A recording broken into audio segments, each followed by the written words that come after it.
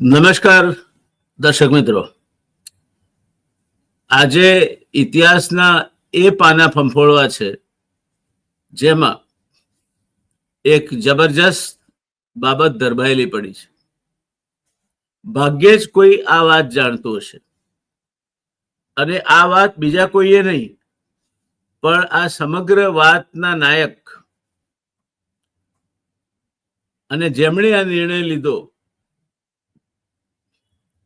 તે ગુજરાત રાજ્યના છેલ્લા આઈસીએસ મુખ્ય સચિવ શ્રી લલિત દલાલે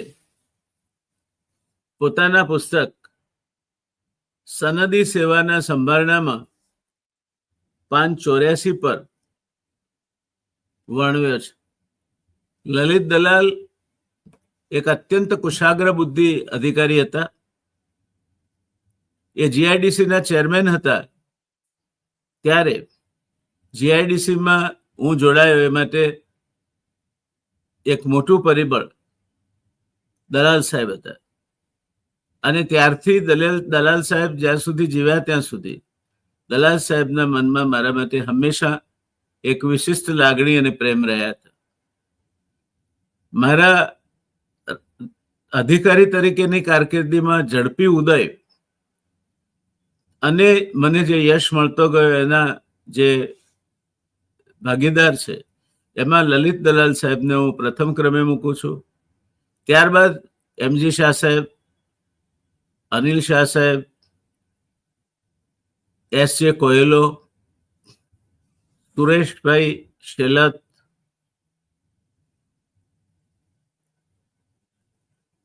કેડી બુદ્ધા સાહેબ, આવા બીજા અધિકારીઓ આવે જેમના સાથે કામ કરતા અને ક્યારેક જેમના હાથ નીચે કામ કરતા મારું ઘડતર થયું. પણ મારું સૌથી વધારે મારા પર કોઈએ છાપ પાડી હોય, મારી નિર્ણય શક્તિને કોઈએ સૌથી વધારે તરાશી હોય, કોઈએ સૌથી વધારે ક્યાં કડકાઈ વર્તવી, ક્યાં ઢીલું છોડવું અંગેનું મને શિક્ષણ આપ્યું હોય, તો એ મારા વહીવટી દક્ષતાના ગુરુ તરીકે હું લલિત દલાલ સાહેબને, એમજી શાહ સાહેબને મૂકું છું. એમાં મને કોઈ પણ શંકા નથી. દોસ્તો, નર્મદા યોજના ગુજરાતની ગાંચમાં ગલાઈ અને બહુ લાંબો વિલંબ થયો. છેક 1960 થી ચર્ચાતી આ યોજના, એથી આગળ વધીને કહીએ તો સરદાર સાહેબનું આ સ્વપ્ન, ભાઈ કાકાનું આ સ્વપ્ન, એ ખોસલા કમિશને અહેવાલ આપ્યો અને એણે 550 ફૂટની ઊંચાઈનો બંધ બાંધવા માટે ગુજરાતને સૂચન કર્યું, મંજૂરી આપી. ગુજરાતને ત્યાંથી ગ્રહણ નડવાનું શરૂ થયું અને નર્મદા યોજનાનો વિરોધ, પોતાના વિસ્તારો ડૂબમાં જાય છે અને પુનઃ વસવાટ એટલે રિહેબિલિટેશનનું કામ અતિ દુષ્કર બનશે એમ ગણાવીને મહારાષ્ટ્ર અને મધ્યપ્રદેશ બંને આ યોજનાના સામે પડ્યા. ગુજરાતને 9 મિલિયન એકર પાણી મળ્યું હતું નર્મદાનું, 18.5 મિલિયન એકર મધ્યપ્રદેશને મળ્યું હતું, 0.25 મિલિયન એકર મહારાષ્ટ્રને અને 0.5 મિલિયન એકર રાજસ્થાનને મળ્યું હતું.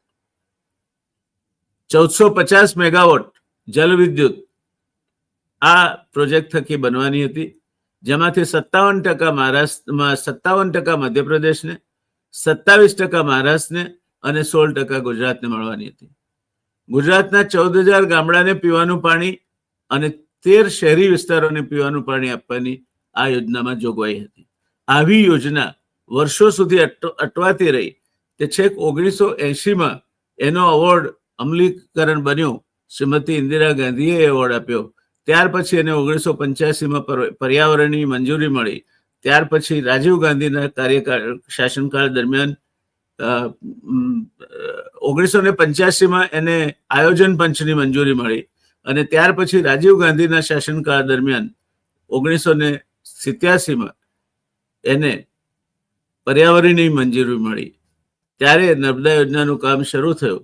તે વળી આગળ પાછું જતા 1990ના દાયકામાં મેધા પાટકર એન્ડ કંપનીએ એને આ જ મુદ્દે સુપ્રીમ કોર્ટમાં પડકારીને યોજના ખૂબ લંબાઈ ગઈ.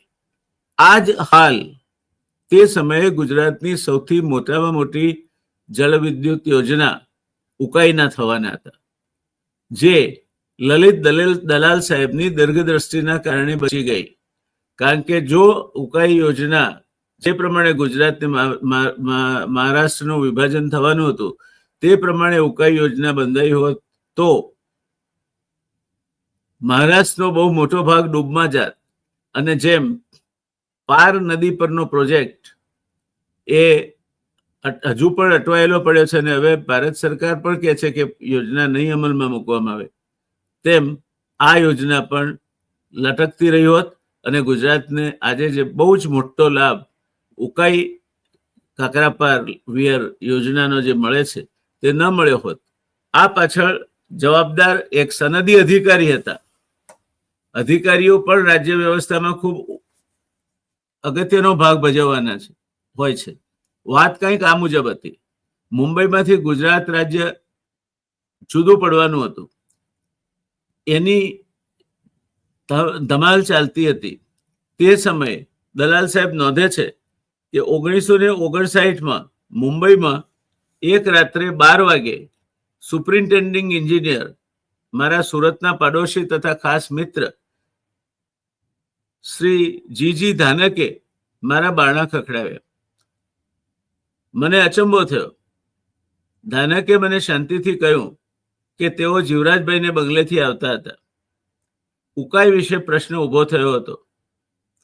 ઉકાઈ ડેમથી મહારાષ્ટ્રના ધુળે જિલ્લાના લગભગ 10 ગામ ડૂબમાં જતા હતા. કોઈને મુંબઈના ચુનંદા વકીલો સમેત પણ ઉપાય સૂઝતો ન હતો. એટલે ધાનકે જીવરાજભાઈ પાસે લલિત દલાલને પૂછવા માટે સંમતિ માંગી અને જીવરાજભાઈએ ત્યારે સહજ કટાક્ષ પણ કર્યો. ધાનકે પ્રશ્ન રજૂ કર્યો કે તરત દલાલ સાહેબ કહે છે કે ધાનકે આ પ્રશ્ન એમની સામે રજૂ કર્યો પછી શું થયું? તરત મને હસવું આવ્યું. ક્ષણમાં નિકાલ બતાવ્યો. જે ગામો ડૂબમાં જવાના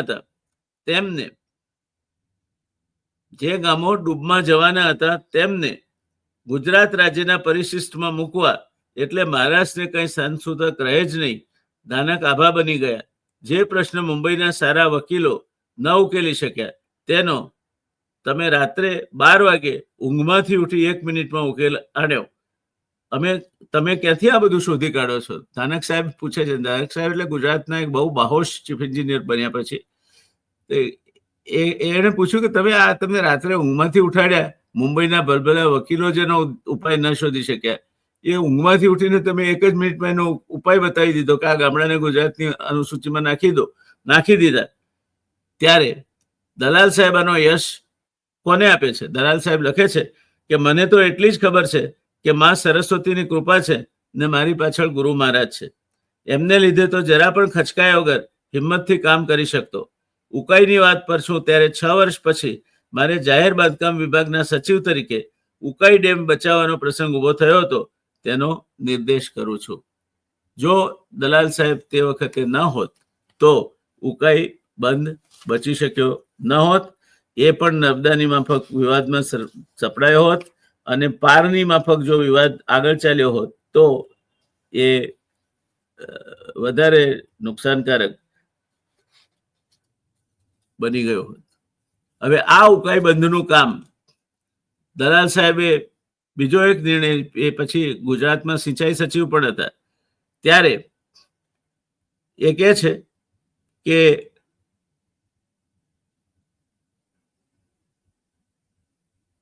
કામ જોશમાં ચાલુ થયું.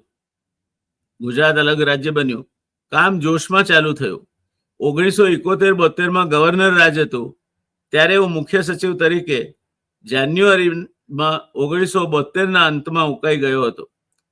કામની પ્રગતિ જોઈ આનંદ થયો, પણ સ્વભાવગત વૈશ્યવૃત્તિ કેમ છૂટે? મૂળ વાણિયા ખરા ને. મેં ચંદ્રકાંતને કહ્યું, ચંદ્રકાંત એટલે સીસી પટેલ સાહેબ, જે ભારત સરકારના સિંચાઈ સચિવ બન્યા, આગળ જતા નર્મદા નિગમના ચેરમેન પણ બન્યા. મેં ચંદ્રકાંતને કહ્યું, નિર્ધારિત સમય કરતા 6 મહિના તમે વહેલું કામ કેમ ન પૂરું કરો? તમારી આખી મંડળી સરસ સેવાભાવી છે, તમે તો ધારો તે કરી શકો તેવા શક્તિમાન છો.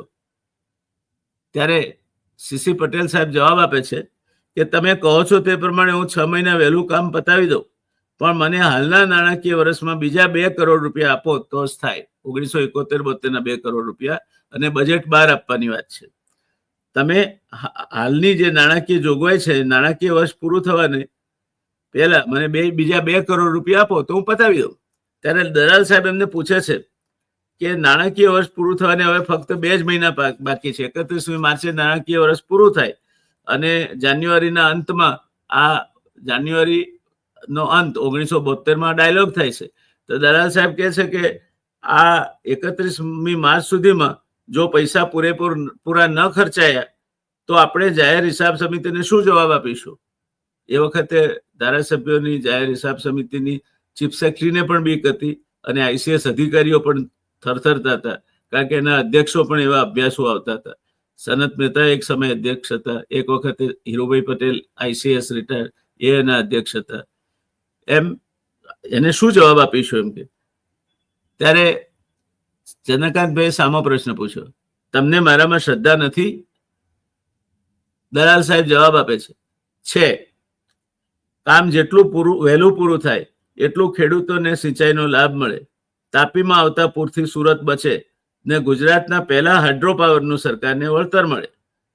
ત્યાં જ એમને જો ત્યાં સાઇટ ઉપર જ ચીફ સેક્રેટરી બન્યા દલાલ સાહેબ, તે ચીફ સેક્રેટરી તરીકે ત્યાં મુલાકાત પર જાય છે. ત્યાં સાઇટ ઉપર જ ચંદ્રકાંત પટેલ એટલે સીસી પટેલ એ વખતે ઉકાઈના ઇન્ચાર્જ સુપરિન્ટેન્ડિંગ એન્જિનિયર હતા, એના સ્ટેનોને બોલાવી અને ત્યાં જ એમના સ્ટેનોને બોલાવી ગવર્નરની મંજૂરીની અપેક્ષાએ પ્લાનમાં ફાળવેલ ઉપરાંત 2 કરોડ રૂપિયા મંજૂર કર્યા ને નોંધ્યું કે મુખ્ય સચિવ જાહેર બાંધકામ તથા નાણાં વિભાગ તરીકે મંજૂરી આપી છે, એટલે આ હુકમ ફક્ત ગવર્નર શ્રીને જ સીધો બતાવો. સિમન નારાયણે ફાઇલો પર 2 જ શબ્દો લખ્યા, વેલ ડન. એ એમની વિશાળતા ને મનુષ્ય પરીક્ષાની કાબેલિયત હતી. હવે અત્યારના મંત્રીઓ ક્યાં, અત્યારના સચિવો ક્યાં, અત્યારના મુખ્ય સચિવ ક્યાં? હું શરત સાથે કહેવા તૈયાર છું કે અત્યારનો કોઈ મંત્રી આ પ્રકારનો નિર્ણય મંત્રી તરીકે ન લઈ શકે. સચિવ તો ન જ લે, અને સચિવો પણ એવા હવે મંત્રીઓના વાલા થઈ ગયા છે કે કેટલાક સચિવો તો એક સચિવ હતા ગુજરાત સરકારમાં, હમણાં જ નિવૃત્ત થયા, એ મુખ્ય સચિવની મિટિંગમાં નહોતા જતા કારણ કે એમને મુખ્યમંત્રી સાથે સારું બનતું હતું, એટલે મુખ્ય સચિવ પણ એમને ચલાવી લેતા હતા. ત્યારે સીસી પટેલ સાહેબે આ કામ 6 મહિના વહેલા પૂરું કર્યું. ઉકાઈના પાણીનો લાભ મળતો થયો ગુજરાતને, હાઇડ્રો પાવર બનતો થયો. એનો યશ એ તે વખતના ચીફ સેક્રેટરી લલિત દલાલ સાહેબને જાય છે. ધન્યવાદ દોસ્તો. આ હતી એક સનદી અધિકારી રાજ્ય વ્યવસ્થામાં કઈ રીતે ત્વરિત નિર્ણયો થકી લોક ચાહના મળે તેવા નિર્ણયો લઈ શકે અને કઈ રીતે રાજ્યની પ્રજાના હિતમાં એ નિર્ણયોનો અમલ કરાવી શકે. આજનું વહીવટી તંત્ર નથી આવા નિર્ણયો લેતું કે નથી આવા નિર્ણયોનો અમલ કરાવી શકવાને શક્તિમાન. તો આટલે અટકીએ, ફરી પાછા બીજા વિષય સાથે મળીશું, ફરી વાત કરીશું. દલાલ સાહેબના પણ કેટલાક કિસ્સાઓ છે, એની પણ ફરી વાત કરીશું. ધન્યવાદ. આવજો. જય જય ગરવી ગુજરાત, જય જય ગરવી ગુજરાત, જય જય ગરવી ગુજરાત.